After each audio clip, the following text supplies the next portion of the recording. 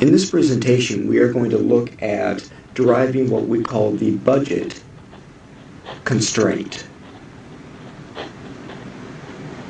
Now, the budget constraint is ultimately going to show us how much of a good and or service we are going to be able to buy with the income that we have available. Now, to derive the amount of the good that you can buy, we're going to take the income which is available to us, and we're going to divide that by the price of the good. So in this case, we are going to assume that we have an income which is going to be equal to $1,500.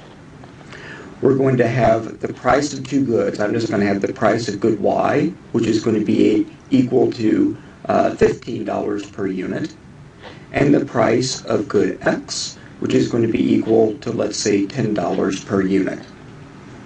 Now, if we go in and we use our formula for the budget constraint, the quantity of good Y that we will be able to purchase is going to be our income, which we know is $1,500, divided by the price of good Y, which is going to be $15.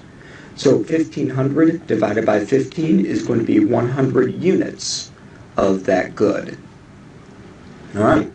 The next one then, we have the quantity of good X that we will be able to consume is going to be equal to our income, which is 1,500, divided by the price of good X, which we know is $10 per unit.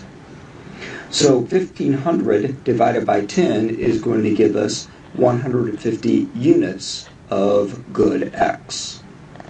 So to put that on a diagram, we'll go ahead and draw ourselves a two-dimensional diagram looking something like this. Now remember, with our supply and demand diagrams, we were putting price on the vertical and quantity on the horizontal. But now we're only talking about the quantities of goods. So I will put the quantity of good Y on the vertical axis, and then I will put the quantity of good X on the horizontal axis. Now, if we had a piece of graph paper, we could do this a little bit easier, but we're just going to go ahead and plot it freehanded. So if we were to go in and put the quantity of good Y as being 100, that may be represented by a point right here. So there's 100 units of good Y if we purchased all of good Y. And then if we went in and purchased all of good X, then there would be our 150 mark. And then you go ahead and you connect the dots, and that line shows us our budget constraint. So what that means is anything on the inside of the budget constraint, including the constraint itself, we have enough income to purchase that particular quantity of X and Y. But anything outside of the budget constraint, we simply don't have the amount of income to do. So in other words, let's assume that we wanted to go in and consume at a point like B. Now notice at a point like B, our consumption is 100 units of good Y, and we know good Y is $15 per unit. And then let's say when we draw this down, we are consuming or want to consume 135 units of good X. All right, so over here we'll put 135 units, and we know good X is going for $10 per unit. And when we do the math on this, you have 100 times 15 is going to give us 1,500. And 135 times 10 is going to give us $1,350. So the amount of income that would be needed would be $2,850, which is well above the actual income that we have, that is $1,500. So anything outside of the budget constraint, at least right now, we simply do not have the income to get there. Now, we know that income is going to change over time. So what we want to know is how is that going to affect our budget constraint? So let's go ahead. I'm going to redraw the initial budget constraint that I just had. So we have the quantity of good y, which is going to be up here, and the quantity of good x, which is going to be down here. Here's our initial point.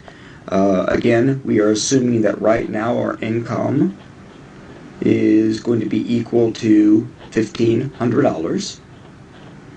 And if our price of good y starts out at $15 and our price of x starts out at $10, then we have 100 units here and we have 150 units here. So we have exactly the same budget constraint that we started with. Now, what we want to know, what is going to happen to this budget constraint if the price of good x decreases?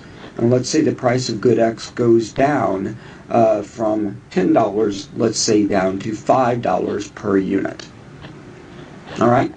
Well, if we go in and use our formula where we have our income, which is still $1,500, divided by the price of good x, which is now $5, so 1,500 divided by 5 is going to give us 300 units of the good.